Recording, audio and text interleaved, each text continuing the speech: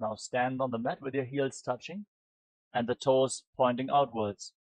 Interlock your hands behind your back in Parashu Mudra and pull your hands down towards your calves. Lean back. Breathe deeply through your nose. Lead the prana along your spine. Try to relax into this back bend as you visualize yourself as a soaring bird diving in rapid speed in Kapota Nitakasana. पादतले भूमौ निधाय पृष्ठिपाकेन हस्तौ जङ्घापर्यन्तं नीत्वा कपोतनितकं भवति. Next up is the Talapushpa Putam Karana. Stand in Arimandi and join your hands in Namaskara Mudra in front of your heart center. Bow down to one side, raise the respective heel. Open up your palms on both sides again and again. Visualize yourself holding flowers and offering them to Paramashiva.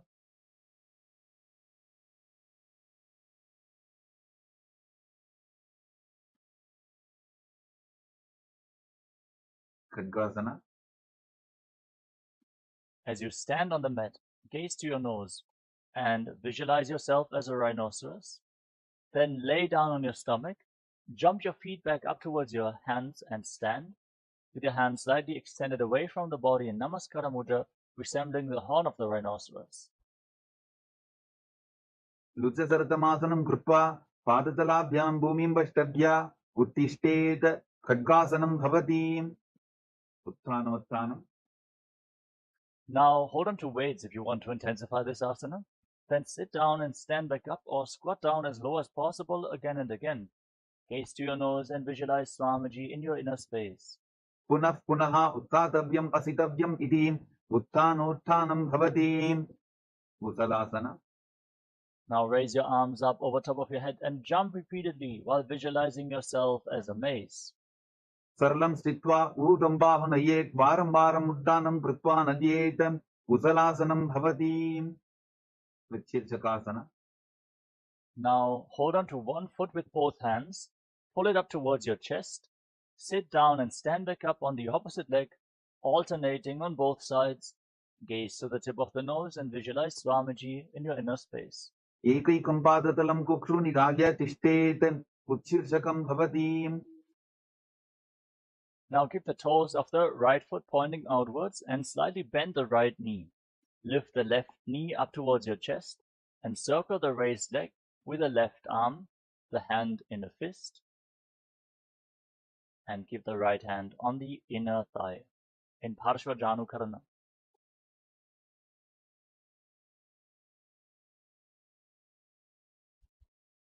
ताण्डवासना. Now extend the left leg forward.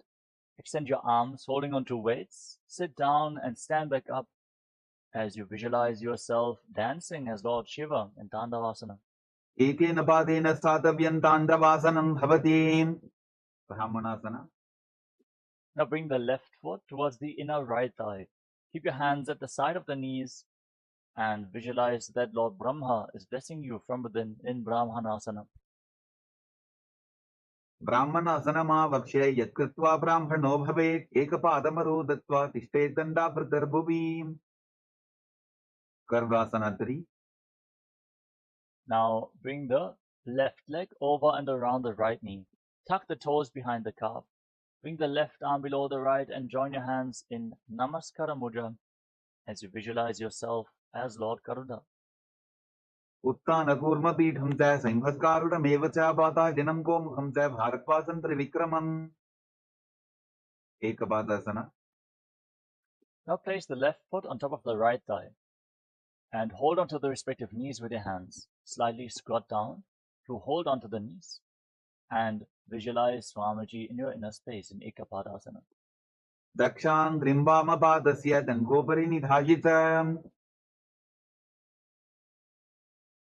ध्रुवासना. Now hold on to the big toe of the left foot in Prana Mudra and extend the leg out to the side.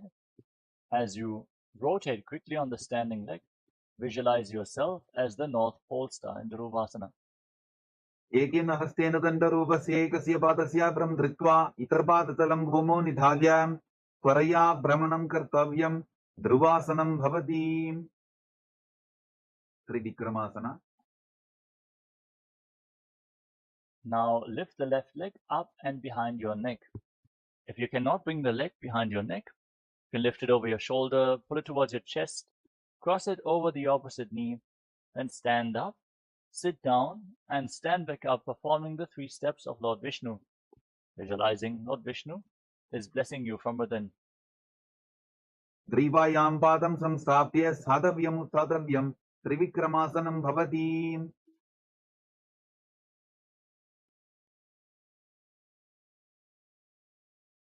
Next up is Parshvadhanukarana on the other side. Now, keep the toes of the left foot pointing outward, the left knee slightly bent, raise the right knee against your chest, and circle it with the respective hand, inner fist, the left hand on the inner thigh.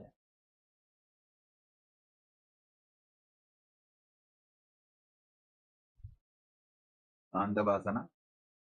Now, extend your right leg and your arms forward. Hold on to weights to intensify this asana.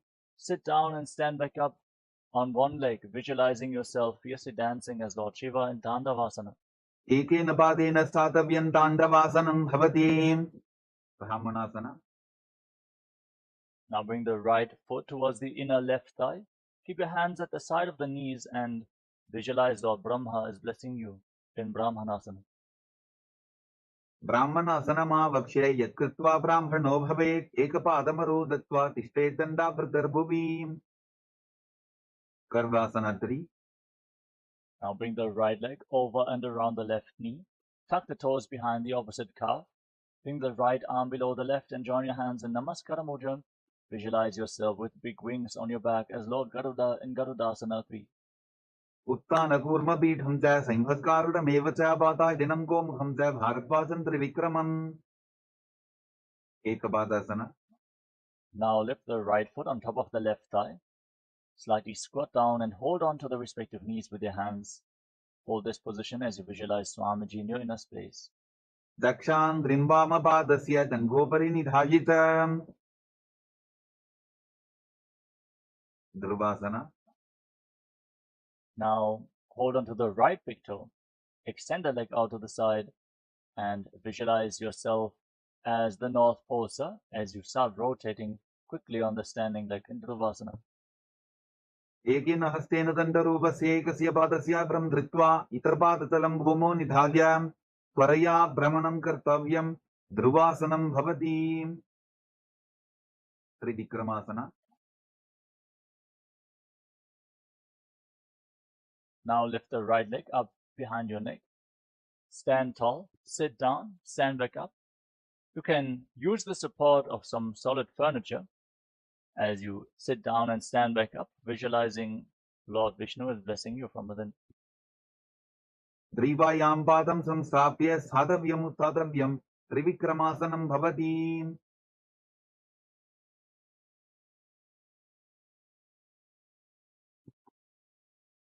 Next up is Samanaka Karana. Stand with your heels touching, toes pointing outwards, hands slightly extended away from your body, fingers pointing one by one. Breathe calmly and relax in this natural posture as you get ready for the final 100 asanas of this sequence. Starting off with Gorak Anjali Asana. Now separate your feet and squat down. Bring your arms from the outside in between the legs. Interlock your fingers. Touch your hands against your navel in Parashu Mudra. Visualize the great sage Goraknatha, the founder of the Natha Yoga Hindu Sampradaya, who also introduced using weights as part of the asana practice. Breathe in Jiva Chala Kumbhaka. Inhale fully and hold your breath. Move the retained prana throughout your body by the force of your will alone, upwards, downwards, through your limbs, arms and legs, freely just by the force of your will. Master the movement of the prana within your body as you enter Gorak Anjali Asana. Gorakanjali asana. Pratham hi wo ho ye bahuri nichopanivo ve. Kanchasana.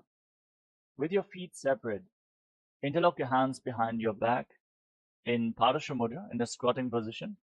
Visualize Swamiji in Kanchi Asana. ऊरुमध्यात् हस्तो निवेश्य नितम्बं कृत्वा पादतलाभ्यां भूमिम् अष्टभ्याम् भैरवासना. Bring your feet together, your heels close to your body. Interlock your hands around your lower back. Squat down all the way and gaze towards your navel as you visualize Bhagavan Kala Bhairava, the Lord of Time in Bhairavasana. दो बूबक की तलिया की माहिली को और मिलाई जी बना बान्यू कर मोड़ वैसे वराहासना. Now keep your heels together, separate your toes, and squat down all the way. Join your palms behind your head with the fingers pointing downwards in Anjali Mudra. Keep your elbows raised like the tusks of a boar as you gaze towards the tip of the nose and visualize yourself as a boar, one of the 10 incarnations of Mahavishnu in Varahasana. आगसली की माहिली कोरी मिलाई जी बना बान्यू कर वैसे प्रदीतासना. Now hold onto your big toes in Prana Mudra and raise your hips to the same level as your knees as you visualize Swamiji in your inner space. पार्श्वित्वय सम्मील्य स्थित्वा नितम्बं दानप्रदेश आनीय तिष्ठे त्रिपीठासनं भवति Bakasana. Now place your palms on the ground in front of you. Bring your knees onto your arms towards your armpits. Raise your hips, lift your feet off the ground. Visualize yourself as a crow in Bakasana. हस्ताभ्यामौनिमवष्टभ्य चानुद्वयन्नाभो सम्मील्य तुष्टांग कपालियासना. With your hands flat on the ground, place your head on the mat. Form a triangle between your head and your hands. Keep your hips above the shoulders. And extend your legs up into a headstand. Then cross your legs into Padmasana. Gaze towards the tip of the nose and visualize Swamiji in your inner space in Sushtanga Kapalyasana as you continuously breathe in Jiva Chala Kumbhaka, moving the retained prana throughout your body by the force of your will. आसन पोवन कपार आछो होगी गुप्तासना. Now lower your legs down, come to a kneeling position. With the top of the feet flat on the mat, sit in between your heels. Place your hands on the knees, gaze towards the tip of your nose, and internally chant the Mahavakya. Om Nityananda Paramashivoham. As you visualize that you are sitting in the secret seat with Paramashiva and Guru in Guptasana. जानो गोरंतरे पादो कृत्वा पादौ त गोपजेत vrikshasana 2. Now place your hands on the ground in front of you. Raise your hips, walk your feet forward, and kick your legs up into a handstand. Everyone should perform this asana to purify all the 7 chakras. As you visualize yourself as a tree with deep roots growing into the ground in Vrikshasana 2. सप्तचक्रक्षालनाय vrikshasana विशेषकाञ्चन इन्द्रियदादाढ्य कोनभेदान् समभ्यसेत् शिबुआसना. From the handstand, bring your hands and feet closer together if you can. Gaze towards your third eye and visualize Tejas. Shining light is flowing towards your third eye, rejuvenating your body, bringing divine radiance to your being. दोगो बबजोड़ी माही कुल्भ मिलाये मत्स्यासना 2. Now, with your hands flat on the ground, shoulder width apart, step your feet back into a plank position. Then lower your chest down to the mat and push yourself back up again and again while visualizing yourself as a fish. नित्यं शयनं कुरुपरोपाशभावाय मूर्तभृत्या हस्ततलाभ्यां भूमिं वष्टभ्य वारं वारम् उद्दानं कुर्यात् मत्स्यासनं भवति सर्पासना 2. Now lay down on your stomach and keep your hands on your hips. Lift your head and chest from side to side as you visualize and move your body like a serpent in Sarvapasana 2. दिव्यं शयनं कृत्वा हस्तोनितम्बं संस्थाप्य पादोदीकीकृत्य सम्मीलयन् पुरसदन्तव्यं सर्पासनं भवति निदालम्बनासना. Now place your elbows down on the ground in front of you. Rest your chin on your hands and place the top of your feet flat on the mat. Visualize your body without any external support floating in space in Nidalambanasana.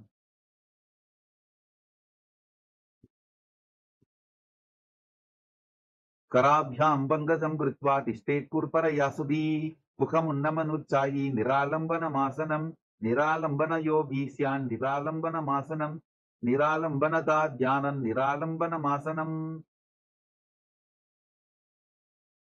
सत्रासना। Now place your palms on the ground in front of you. Bend your knees, raise your feet, then straighten your arms, bring your upper back and feet close together.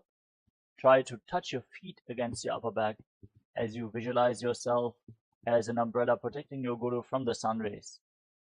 अर्ध्यासनौ स्थित्वा हस्तदलाभ्यां भूमिमस्तभ्य उन्नजात् सत्रासनं भवति। वज्रासना। Now come to a kneeling position. Sit on your heels with the top of the feet flat on the mat. Extend your arms out in front. Place your palms and your forehead down on the ground. Gaze towards the tip of the nose as you visualize yourself as Vajra, the weapon of Indra, symbolizing your indestructibility in Vajrasana.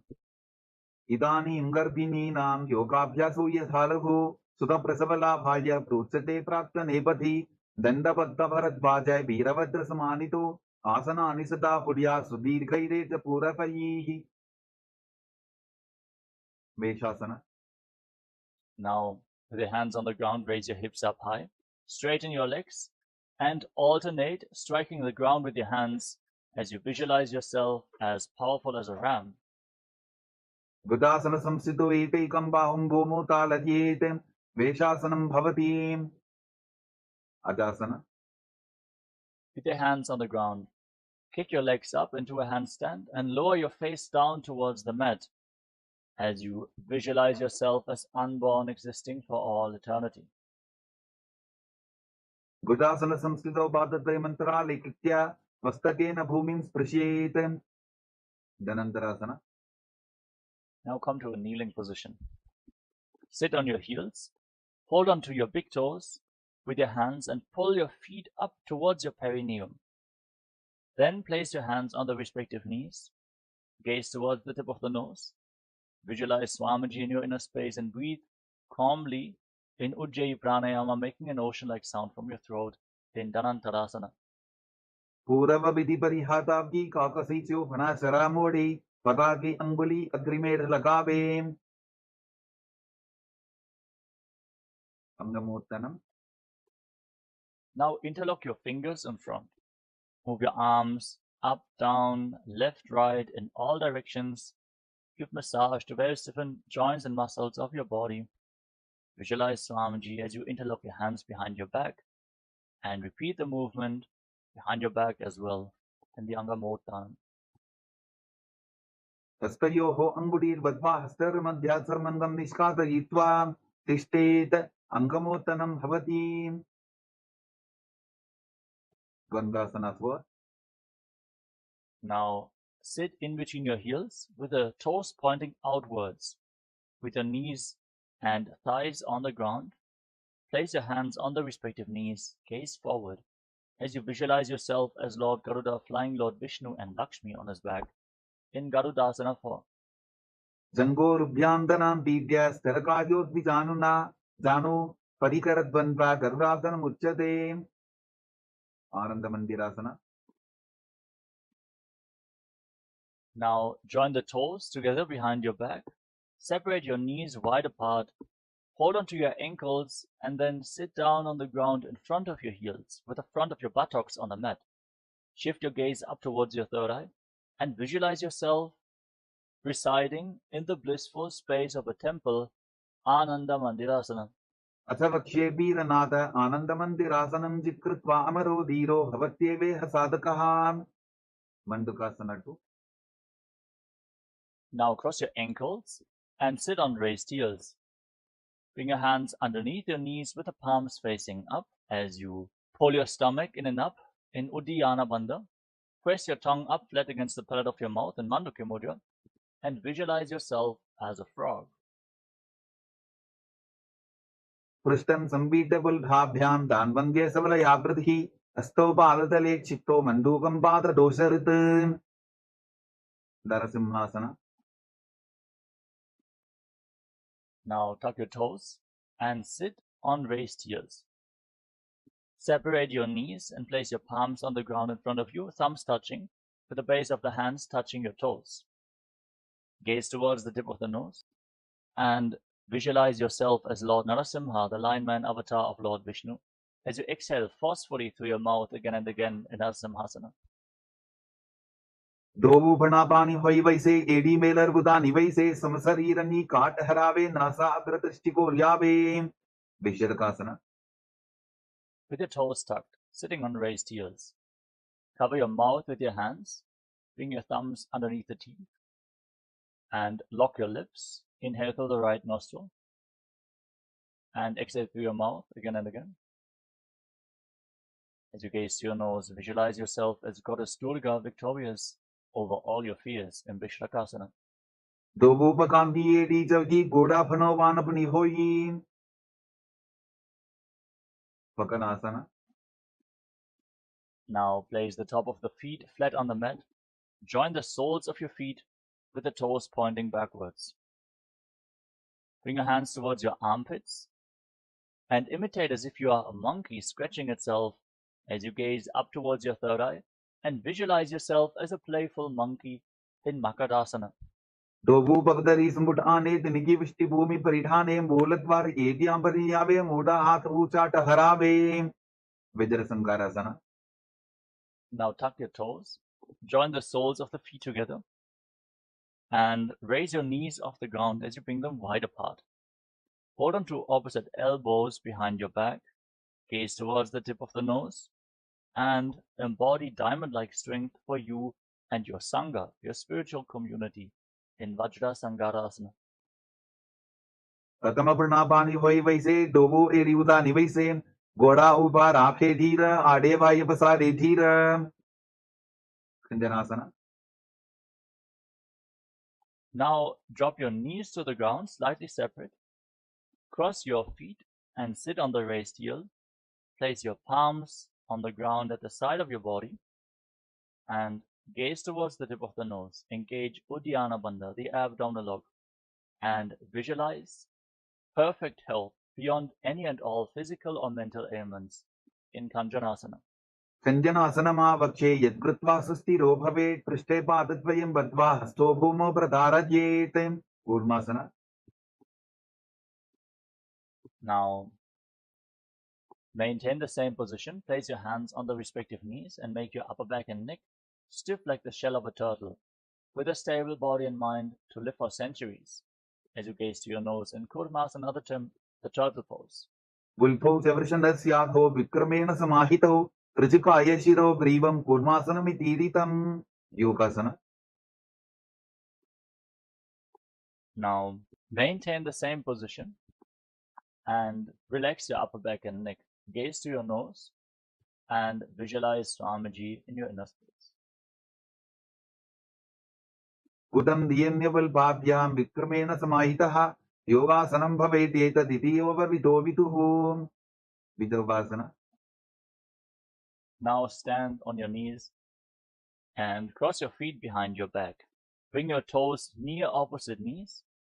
Hold onto your calves, palms facing back, fingers in between thighs and calves, and the thumbs outside your legs.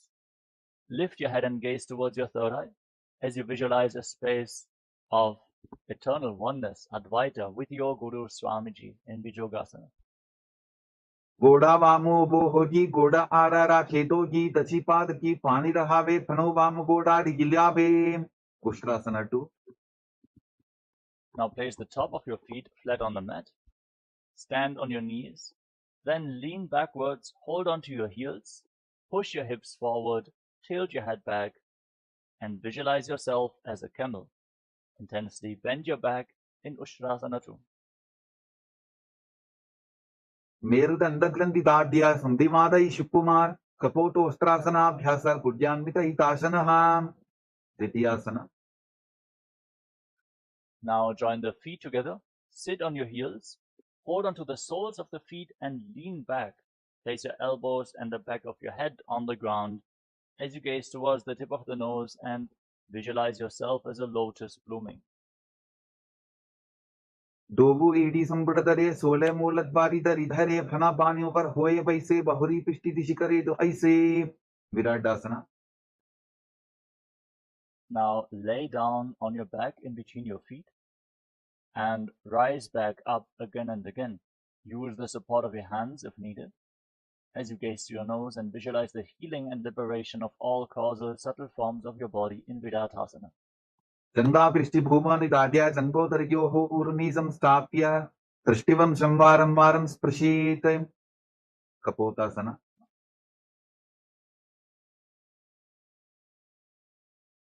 Now sit on your heels and lean backwards. Bring your arms up over top of the respective shoulders. Hold on to your heels and try to bring your head in between your heels as you visualize yourself as a beautiful dove in Kapotasana. वीरुदंडग्रंथि दाद्या संविपादयि शिपुमान् कपोतोष्ट्रासनाभ्यास कुर्यान्वित हितासनः. वरासना. Now rise back up onto your knees. Stand on your knees with the toes tucked behind your back. Hold on to opposite elbows in front of your chest. Gaze towards the tip of the nose. Visualize Paramashiva in your inner space. Chant the Mahavakya. Om Nityananda Paramashivoham. For this is the boon fulfilling posture Parasana. Receive your boon from Paramashiva. जानुनी भूमौ संस्थाप्य हस्ताभ्यां बाहु परस्परं धृत्वा सततं तिष्ठेत. वारासनं भवति. वराहासना 2. Now keep your toes tucked. Sit on raised heels. Then place your forearms on the ground. Place your head on the mat and support it with your hands. Visualize yourself as Varaha, the boar avatar of Lord Vishnu in Varahasana 2. सूर्यं चन्द्रं वेदनानि आसनानि निकथ्यन्ते पूर्वरो भूमौ स्थापयित्वा जानुभ्यामवलिमविष्टभ्य हस्तो मस्तके संस्थाप्य पाशिं नितम्बे संस्थाप्य तिष्ठेत्. वराहासनं भवति. वृन्दासना. Now with your forearms on the ground, elbows shoulder width apart, interlock your fingers and get ready for another inverted posture. Place your head on the ground, support it with your hands, raise your hips up high, and then raise your legs up straight into a headstand. Gaze towards the tip of the nose and breathe calmly in Sahaja Kumbhaka as you visualize yourself as a lob tree in Mundasana. अधो मन्दासनं वक्षे सर्वेषां प्राणिनां सुखम् ऊर्ध्वम् आर्यपदे दत्त्वा धारयेन्मारुतं सिद्धिः. अन्धःसना. Gently lower your legs down. Come to a kneeling position. Top of the feet flat on the mat. Sit on your heels, then separate your knees. Hold on to your head as you lean forward and down and bring your head in between the knees. Elbows outside the legs. Inhale through your nostrils and exhale through your mouth as you gaze to your nose. And visualize Swamiji in Andhasana. पद्मवक्दली स्मृतहरावे कोरमाहली उभे मिदावे कनापानी उकर होई बैसे डोबु एरी उदानी बैसे. विपरीत चलमासना. Now lay down on your stomach and extend your arms out in front. Lift your arms, your chest, and your legs off the ground and hold while visualizing yourself as a locust in Viparita Shalabhasana. शलभासन भेदाश्च नटभेरुन्द नामके गन्धभेरुन्द सहिते शीर्षदण्डासनं तथा. कपालासना. Now place your hands on the ground next to your hips. Place your forehead on the ground and lift your legs off the ground without raising your chest off the mat.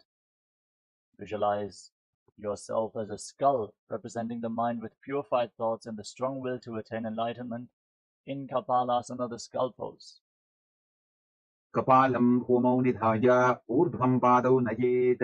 कपालासनं भवति. आकाशकपोटासना.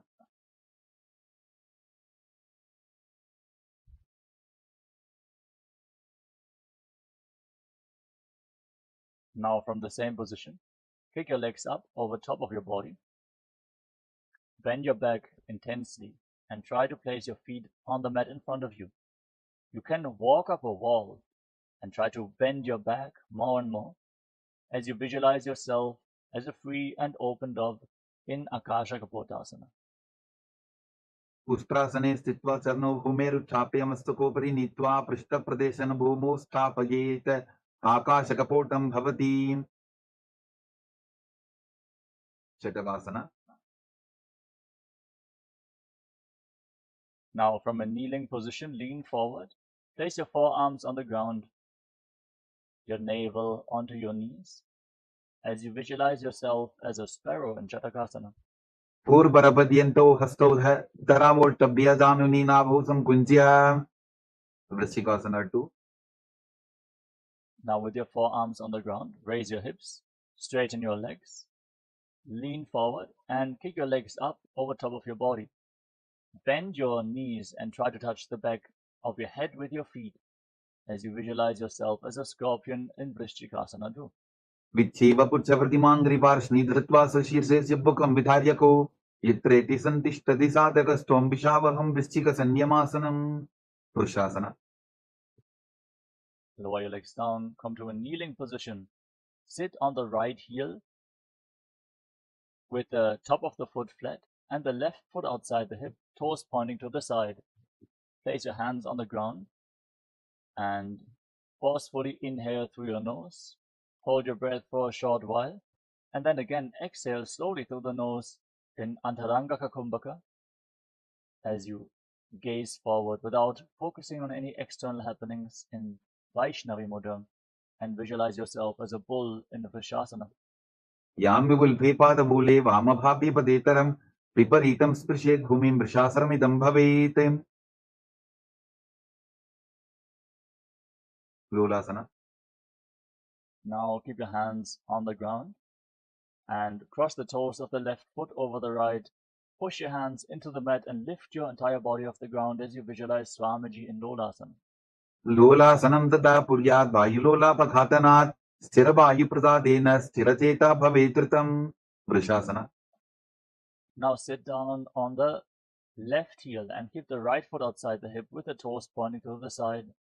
Gaze forward and visualize yourself as a bull in Vrishasana on the other side. यां विपुल्भे पादमूले वामभागे पदेतरं विपरीतं स्पृशेत् भूमिं वृषासनमिदं भवेत्. बालवनासना.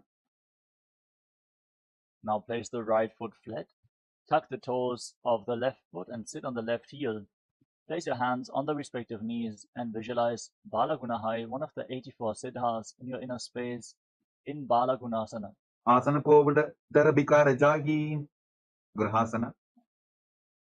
Now stand up, slightly separate your feet, squat down, bring your arms through the legs and hold onto your ankles from the outside.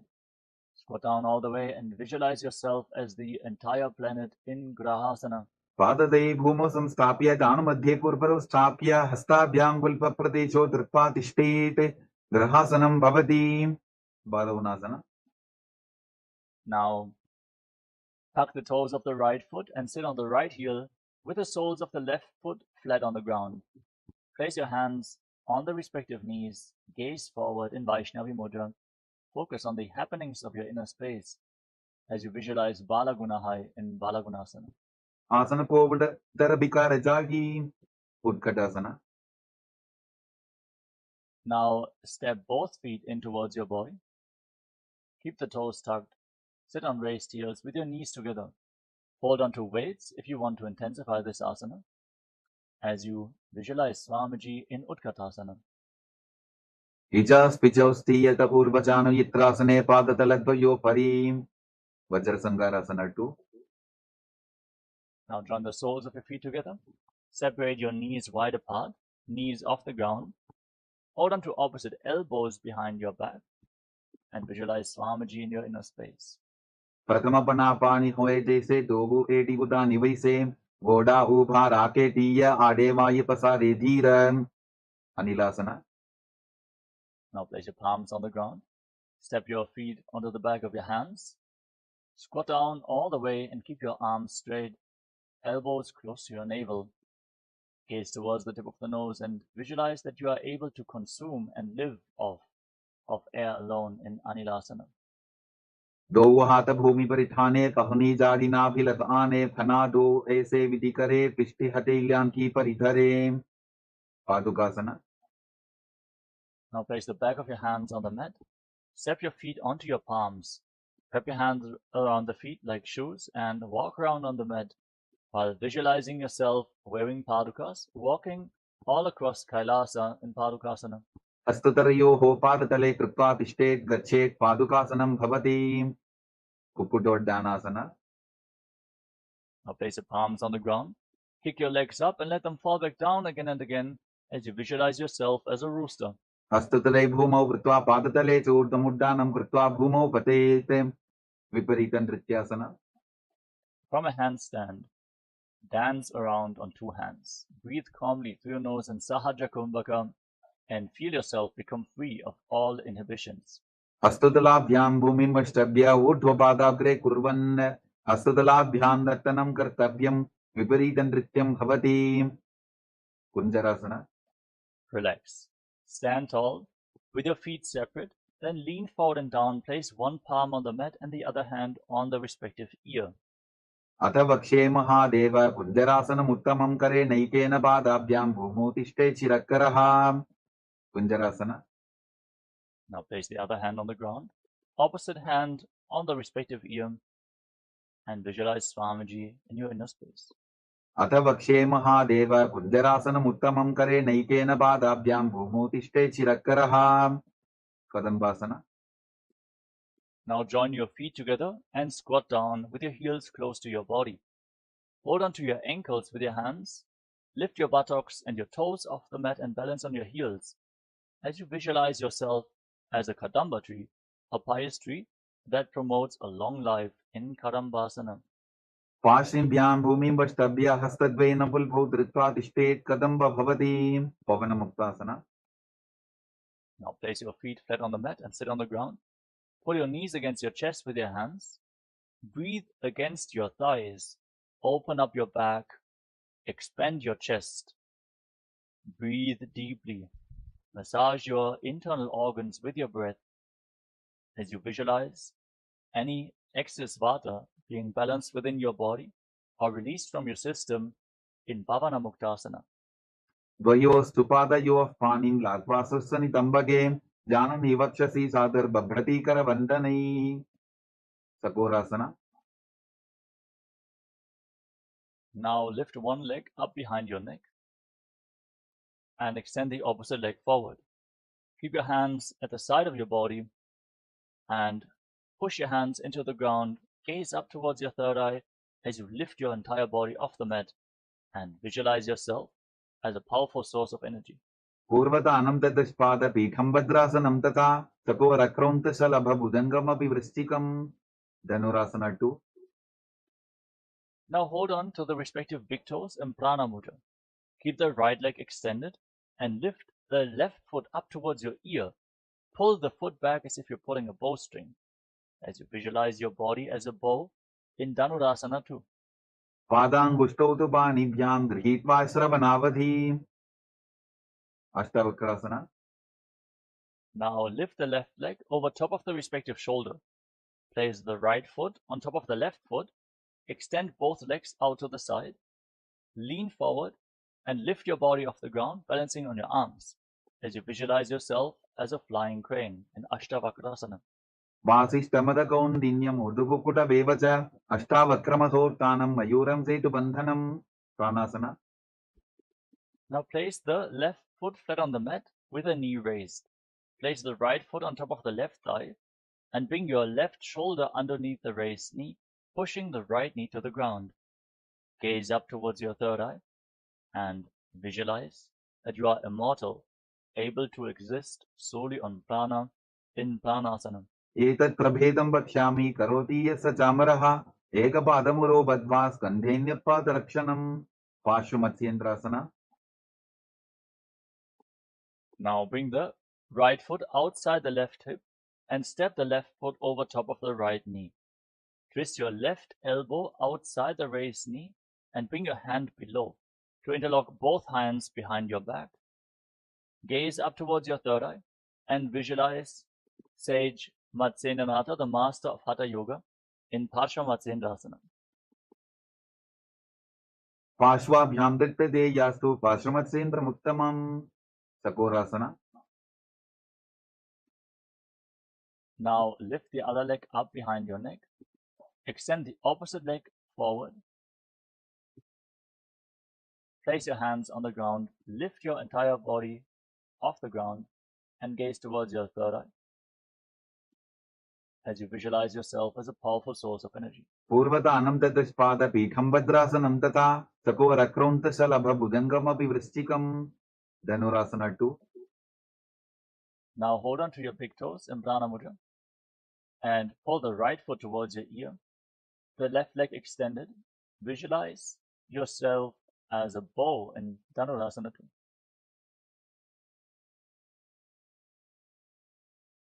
पादाङ्गुष्टौ तु पाणिभ्यां गृहीत्वा श्रवणावधि. Ashtavakrasana. Now lift the right leg over top of the respective shoulder and place the left foot on top of the right foot. Extend your legs out to the side, lean forward, find balance, lift your entire body off the ground and visualize yourself as a flying crane in Ashtavakrasana. वासिष्ठमदकौन्दिन्यम् ऊर्ध्वकुकुटमेव च अष्टावक्रमथोत्थानं मयूरं सेतुबन्धनम्. Pranasana. Now place the right foot flat on the mat, the left foot on top of the right thigh. Bring your right shoulder underneath the raised knee and push your left knee to the ground. Lift your head and gaze towards your third eye as you visualize you are immortal, able to exist solely on prana in Pranasana. एतत् प्रभेदं वक्ष्यामि करोति यः स चामरः एकपादमुरो बद्ध्वा स्कन्धेऽन्यपादरक्षणम्. पार्श्वमत्स्येन्द्रासना. Now bring the left foot outside the right hip. Step the right foot over top of the left knee. Bring your left elbow outside the raised knee and interlock both hands behind your back. Gaze up towards your third eye and visualize Sage Matsyendranath, the master of Hatha Yoga, in Parshvamatyendrasana. पार्श्वाभ्यां दत्तते यास्तु पार्श्वमत्स्येन्द्रमुत्तमम्. अर्धपश्चिमतानासना. Now extend the right leg straight and bring the left heel against your perineum with the knee on the ground. Lean forward and down and hold on to the right foot with both hands. Breathe in Jivachala Kumbhaka, move the retained prana freely throughout your body by the force of your will and visualize Swamiji in your inner space. एकं पादं प्रसाद्य एकं पादस्य पार्श्वनासीविनी सम्पीड्य हस्तद्वयेन प्रसारितपादाङ्गुष्ठं धृत्वा जानुभरि मस्तकं न्यसेत्. अर्धपश्चिमतानं भवति. क्रमचासना. Now bring the left foot flat on the ground outside your hip with the left knee on the ground. Hold on to the right foot and extend the leg up in front of your face, keeping the right knee straight. Try to bring your forehead against your knee as you visualize yourself as a crane, Krauncha, in Kraunchasana, the crane pose. उत्थानपादं क्रौञ्चं च मरीचिं वीरभद्रकं नटराजं त्रिकोणं च सप्ताङ्गुष्ठप्रसारणे. अर्धपश्चिमतानासना. Now extend the other leg forward. Bring the right heel against your perineum with the knee bent, right knee on the ground. Lean forward and down and hold on to the left foot with both hands. As you visualize Swamiji, hold your breath and move the retained prana in Jivachala Kumbhaka in Ardha Pashmatanasana on the other side. एकं पादं प्रसाद्य एकं पादस्य पार्श्वनासीविनी सम्पीड्य हस्तद्वयेन प्रसारितपादाङ्गुष्ठं धृत्वा जानुभरि मस्तकं न्यसेत्. अर्धपश्चिमतानं भवति. क्रमचासना. Now bring the top of the right foot flat on the mat outside the hip with the knee on the ground. Hold onto the left foot and lift it up in front of your face, keeping the knee straight, visualizing yourself as a crane. उत्थानपादं क्रौञ्चं च मरीचिं वीरभद्रकं नटराजं त्रिकोणं च सप्ताङ्गुष्ठप्रसारणे. स्वस्तिकासना. Now bring your legs into a cross-leg position. Pull your feet in between thighs and calves. Then place your hands on the respective knees. Gaze towards the tip of the nose and embody peace, well-being, good fortune, and prosperity. Visualize a swastika in your inner space in swastikasana. जानुर्वोरन्तरे सम्यक् कृत्वा पादतले गुहे रज्जुकाय समासीन स्वस्तिकं तत् प्रचक्षते. गोरक्षासना. Maintain your legs in the same position. Place your hands flat On the heels, cover your heels with your hands. Lock your throat in Jalandhara Bandha and gaze towards the tip of the nose as you visualize the great sage Goraknatha, founder of the Natha Yoga Hindu Sampradaya, and Gorakshasana. Janor गोरंतरे पादो उत्थानो व्यक्प संस्थितो गुल्फौ छाछाद्य हस्ताभ्याम उत्थानाभ्याम प्रयत्ततः Babasana 2. Now bring your left heel against your perineum and then place the right foot on top of the left thigh. Gaze up towards your third eye. Visualize Swamiji in your inner space. Meditate on Arihanta, enlightenment, the ultimate success. As you inhale all the way and then lock your senses with your fingers. Lock your lips with little and ring fingers, your nostrils with your middle fingers, eyes with your index fingers, and your ears with your thumbs, and hold your breath intensely. Vama Parshro Buddham Samstapya Dakshanam Grivama Jaganem Yogasana 2. Now place your feet on top of opposite knees. Bring your hands onto the ground at the side of your body with your palms facing up. Gaze towards the tip of the nose and visualize Swamiji in your inner space as you start breathing in Kaka Chandra Kumbhaka. Keep your mouth in the shape of the beak of a crow. Inhale through your lips and exhale through your nose again and again in Yogasana 2. Uttanau charano kutva samstapyopari janunoh asanopari samstapya chottanam karajupmakam Urdhu Kukkutasana. Now rotate your hands at the side of the body, place your palms down, push your hands into the ground and lift your entire body off the mat as you visualize yourself as a rooster in Urdhva Kukkutasana. Vasishtamata kondinyam Urdhu Kukkuta Vevacha Ashtavakramathotanam Majuram Setu Bandhanam Siddhahartalyasana. Now bring your hands in between your legs with your legs in Padmasana. Place your palms flat on the ground. Without lifting your body up, stay seated on the mat. Elbows close to your navel, gaze towards the tip of the nose, and visualize Swamiji in your inner space. Pratama Padmasana Pokare Astudo Vodasan Didare Ube Hatele Bhuderi Raki Oja Vodasan Dime Dake Hamsasana. Now push your hands into the ground and lift your entire body off the mat, balancing on your arms. Pull your knees up towards your chest, gaze to your nose, and visualize yourself as an elegant swan in Hamsasana, the swan pose. Kukkutasana stitva skandaparyantam muru ninitva tishtete hamsasanam bhavati Karmukasana.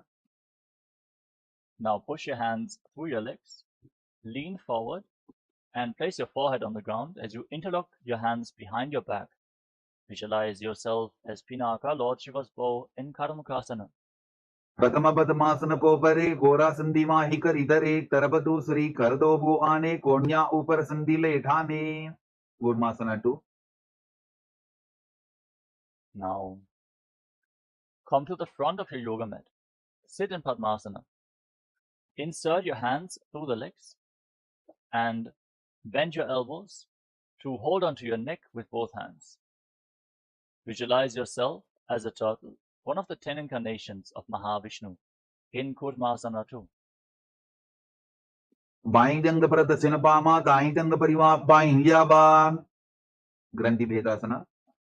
Now free your arms and wrap them around your legs from the outside. Sit in Padmasana. Hold on to your hands and pull your knees up towards your chest. Balance as you gaze to the nose. Lock your throat in Jalandhara Bandha and visualize that you are cutting through all the knots and the energy channels along your spine in Granthi Bhedasana, Shiva's secret knot cutting posture. Atha Bakshe Neelakantha Granthi Bhedasanam Shubham Nyatva Rudra Bhave Chipram Sukshmavagi Nishevanate Uttana Kurmasana.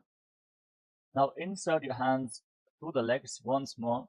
Bend your elbows, hold on to your neck, and then roll onto your back.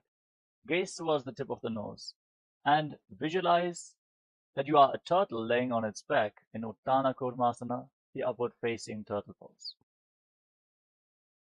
Kukkutasana Vandrastam Karabhyantata Gandharam Vetham Kurmavaduttana Metaduttana Purmakam Pangu Kukkutasana. Now kick yourself back up. Sit in Padmasana. Insert your hands through the legs Place one palm on the ground and hold his wrist with the opposite hand. Then lift your entire body off the mat and visualize yourself as a rooster. कुक्कुटासने स्थित्वा एकेन हस्तेन अन्यस्य मणिबन्धं धृत्वा वाङ्गु कुक्कुटासना. Now exchange the position of your hands. Place the other palm on the mat. Hold his wrist. Lift your entire body up and visualize yourself as a rooster. कुक्कुटासने स्थित्वा एकेन हस्तेन अन्यस्य मणिबन्धं धृत्वा वृद्धासना. Now sit in Padmasana. Place your elbows on your toes. Interlock your fingers in Parashu Mudra. Rest your chin on your hands. Press your thumbs against your throat. And visualize that you have gone beyond all greed and covetous. जानोर्घोरन्तरे पादौ उत्तानौ व्यक्तसंस्थितौ उल्फौ छाछाद्य हस्ताभ्याम् उत्तानाभ्यां प्रयत्ततः. Padmasana 3. Rise up. Place your hands over top of each other with the palms facing upwards and rest your hands in your lap. Sit in a meditative space, gaze to your nose, and engage Mahamudra Bandha, root lock, abdominal lock, and throat lock as you visualize Swamiji in Padmasana 3. उत्तानौ चरणौ विधाय विधिवत् शक्तिस्थितौ योगिरात्. Padmasana 4. Now place your hands flat on your knees. Gaze towards the tip of the nose and visualize Paramashiva in your inner space. With 25 heads, 50 hands, 75 eyes, sit as Paramashiva as you internally chant the Mahavakya. Om Nityananda Paramashivoham in Padmasana form. एतत् पद्मासनं कुर्यात् प्राणवायु प्रसिद्धये शुभासनं सदा ध्यायेत् पूरयित्वा पुनः पुनः.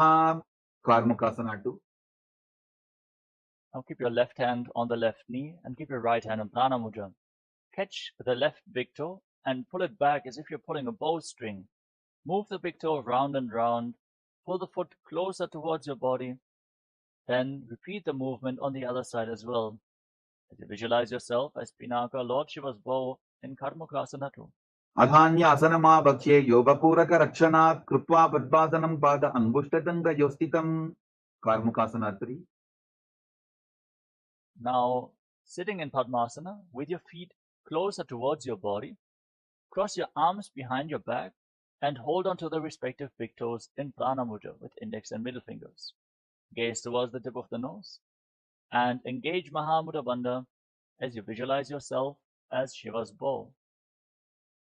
कार्मुकासनमाक्षित्य उदरे पूरयेत् सुखं तदवायुर्वसो याति कालेन सुप्तवायुना. Dridasana. Now lift your head and gaze upwards. Visualize that you are endowed with Paramashiva's third eye in Dridasana. पूर्वभ्यामुपरि स्थाप्य पादयुग्मं प्रयत्ततः दक्षिणं सव्यदेशे च सव्यं दक्षिणदेशके. Magrasana. Holding on to the big toes, roll onto your back. Lay on crossed arms behind your back with your legs in Padmasana. Gaze towards the tip of the nose. Breathe calmly in Sahajra Kumbhaka and visualize yourself as a snake in Nagarasana. प्रथम पद्मासन कोठाने दोहु हाथ पाछाने आने पाद अंगूठा पकड़े आनी सोवई कहन्या पुल्या पानी. Kandukasana. Now free your arms and legs. Pull your knees up towards your chest and circle your legs with your arms. Interlock your fingers around the legs in Parashu Mudra. Bring your chin to your knees and squeeze your body into a ball in Kandukasana. वेत्रासने स्थित्वा हस्तपादान् निष्कुष्य ऊर्ध्वं दजेत् पृष्ठवंशेन भूमिं पोतयेत्. कन्दुकासनं भवति. ऊर्ध्वकोणासना. Now place your feet flat on the mat. Keep your knees raised. Interlock your fingers around your neck. Gaze towards the tip of your nose and breathe calmly through the nose in Sahadra Kumbhaka as you visualize Swamiji in Urdhva Bhavanasana. प्रथमे सूतो सैनकरावेन गोडा उभा राशि मिलावेन पुल्कमा हिला अंगुष्ठतोगी करे एक समेल रसोजी. मरकट पीठासना. Now bring your hands underneath your heels with the palms facing upwards. Push your hips off the ground Inhale, lock your throat, hold your breath intensely in Mocha Kumbhaka for a long time as you visualize yourself as a powerful alpha ape in Marakata Pitasana. उत्तानशयनं पादतले उत्तानहस्तयोः स्थापयेत् उत्तानशिखिपीठकासना. Now bring your hands towards your lower back. Raise your hips up high. Rest your elbows on the ground for support as you extend your legs. Bear your entire body weight on your elbows. Fix your gaze at the tip of the nose and visualize Swamiji in Uttana Shikhipita-kasana. जङ्घोरुबलहीनश्चेत् उत्तानशिखिपीठकम् अप्रमत्तः प्रकुर्वीत भुक्तेः प्राग्विजितेन्द्रियः. नरकासना.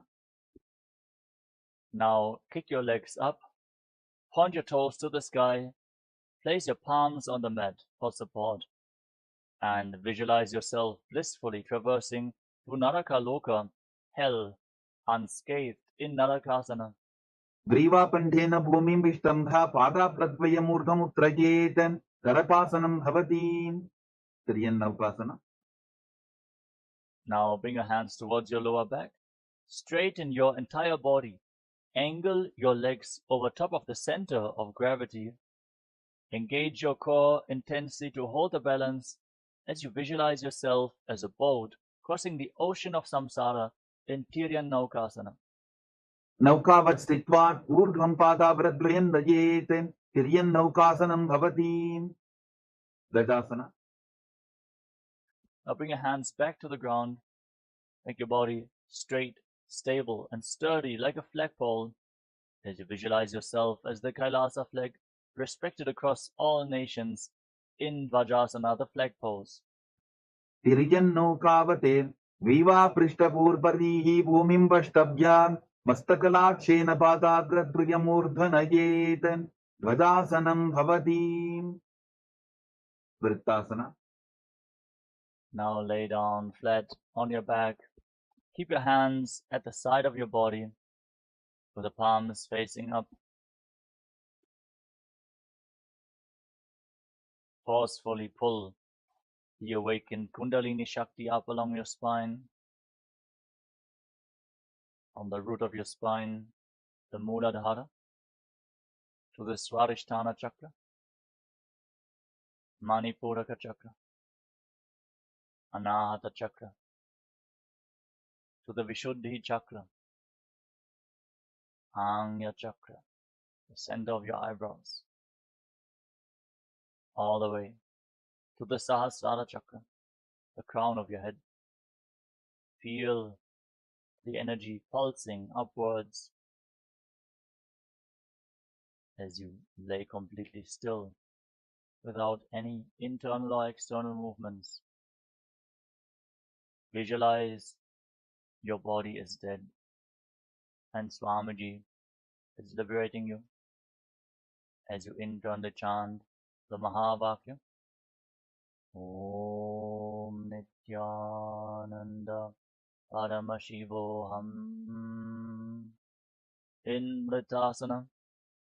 उत्तानं शवावद्भूमौ शयनं तु शवासनं शवासनं श्रमहरं चित्तविश्रान्तिकारणम्.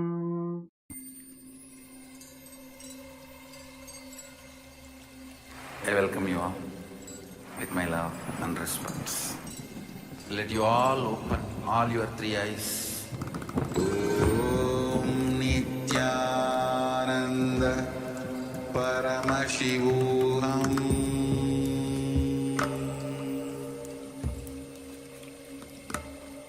Om Nityananda Paramashivoham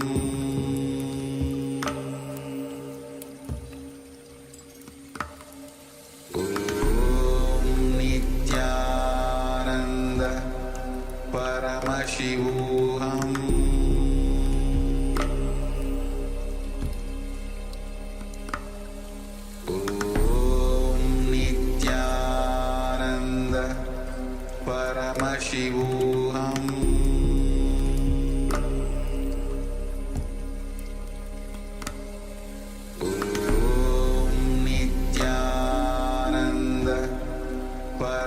Paramashivoham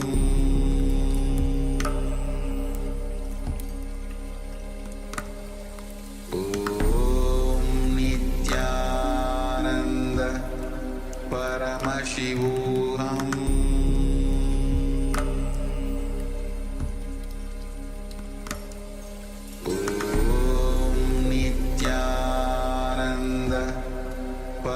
Paramashivoham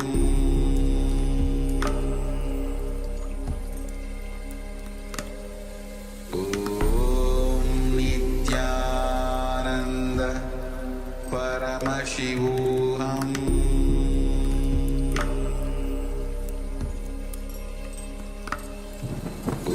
Om Nityananda Paramashivoham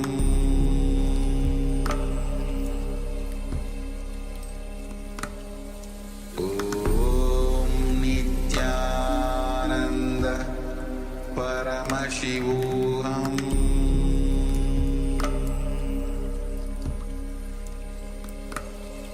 Om Nityananda Paramashivoham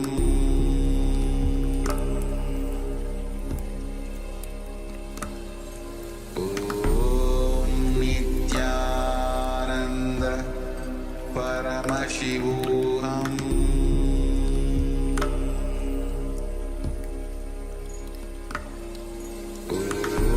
Om Nityananda Paramashivoham Om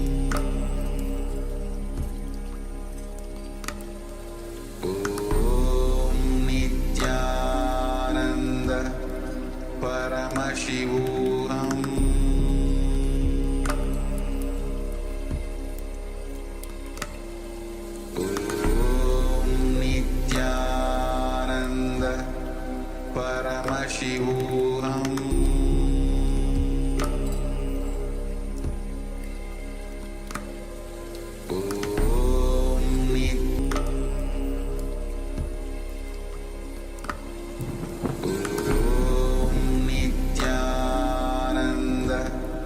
Paramashivoham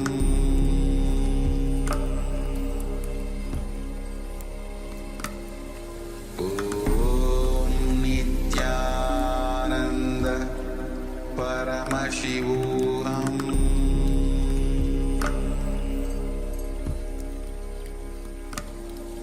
Om Nityananda Paramashivoham Paramashivoham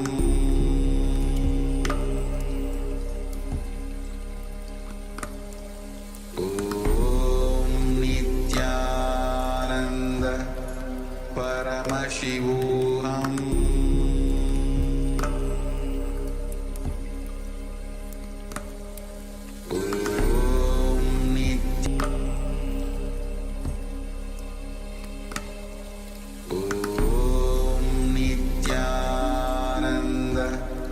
Paramashivoham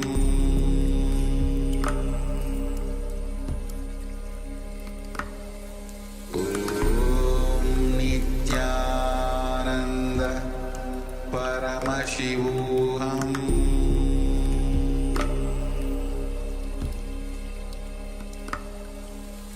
Om Nityananda Paramashivoham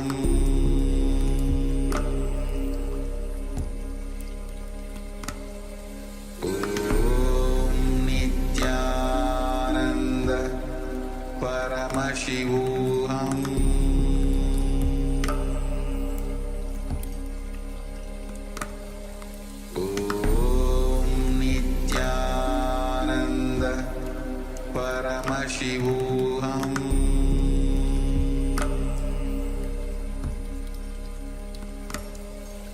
Om Nityananda Paramashivoham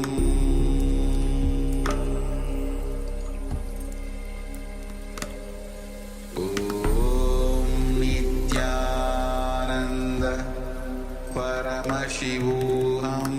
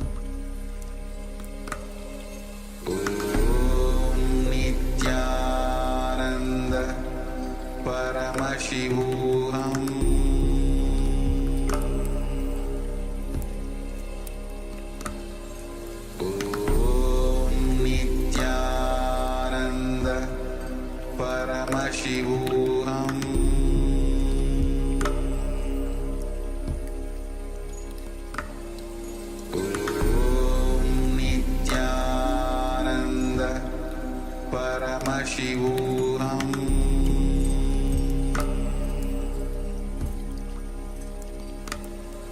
Om Nityananda Paramashivoham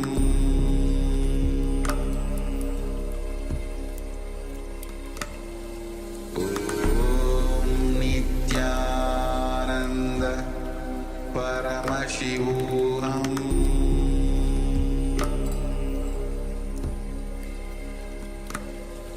Om Nityananda Paramashivoham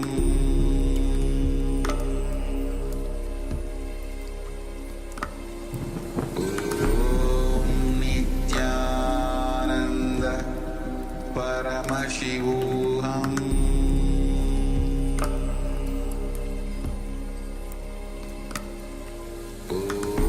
Om Nityananda Paramashivoham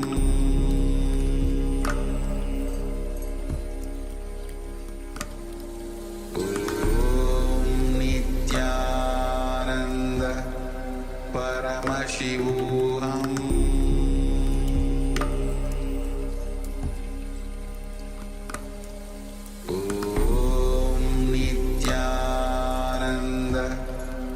Paramashivoham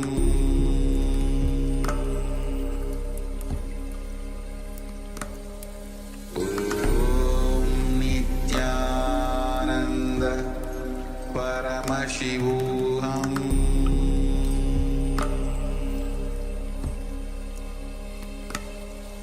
Om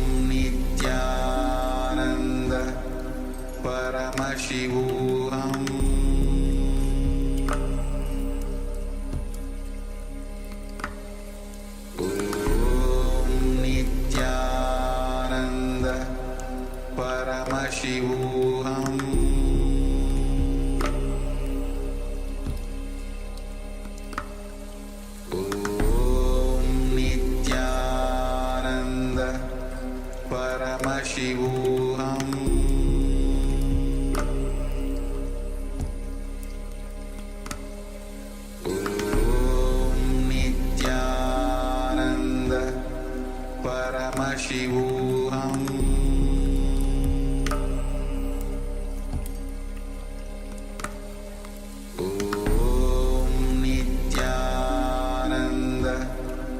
Paramashivoham Om Nityananda Paramashivoham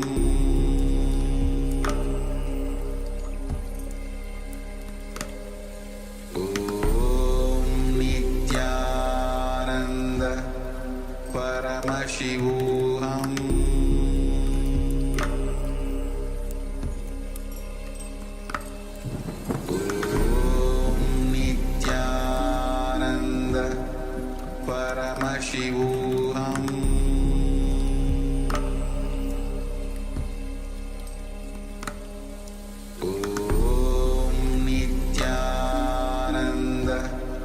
Paramashivoham Om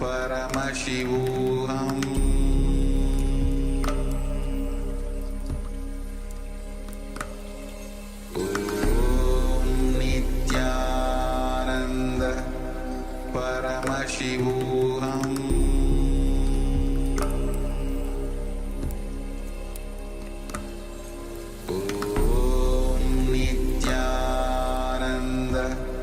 Paramashivoham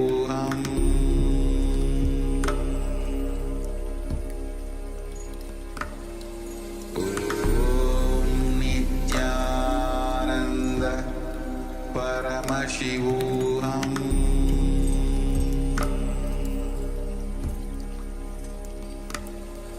Om Nityananda Paramashivoham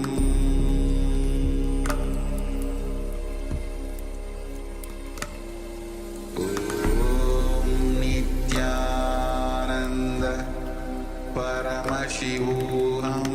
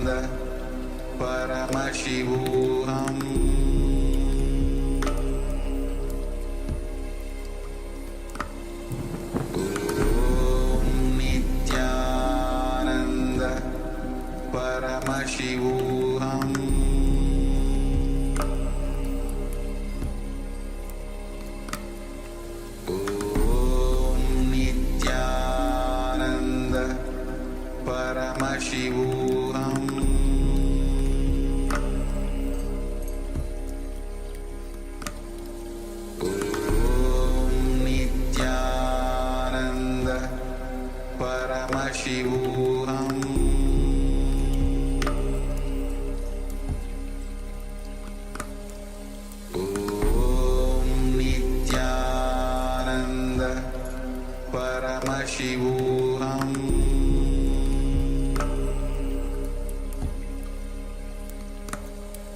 Om Nityananda Paramashivoham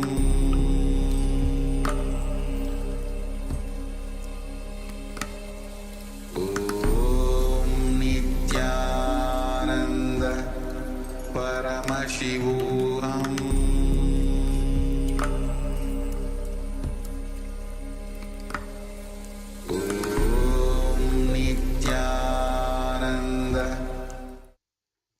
Now, slowly return to your physical body. Start to wiggle your fingers and toes. Rotate your wrists and your ankles. Move your arms and legs. Pull your knees up towards your chest and circle your legs with your arms and rock your body from side to side. Slowly return to a comfortable seated position.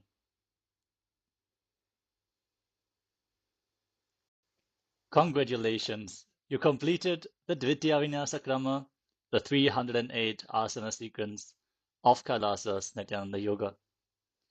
Thank you all so much for tuning in today, and we hope to see you all again tomorrow for another round of Dvitiya Vinyasa Krama. For now, let us all stay tuned as we are going to have the power manifestation. The first power manifestation of the day, as always, is blindfold reading. So have your blindfolds ready and stay tuned. The next set of acharyas is already waiting to take over this session. So with this, let us all sit straight with our head, neck, and spine in a straight line. Bring your hands in Namaskara Mudra in front of your heart center. Close your eyes, take a deep breath. Visualize Swamiji in your inner space as you conclude the session with the Purna mantra. Om Purnamadav Purnamidam Purnat Purnamudachyate Purnasya Purnamadaya Purnamevavashishyate. Om Shanti Shanti Shanti Hari Om Datsat Sarvam Bhagavat Shri Nityananda Paramashiva Padukar Panamastu. Om Nityanandam. Thank you all. Nityanandam.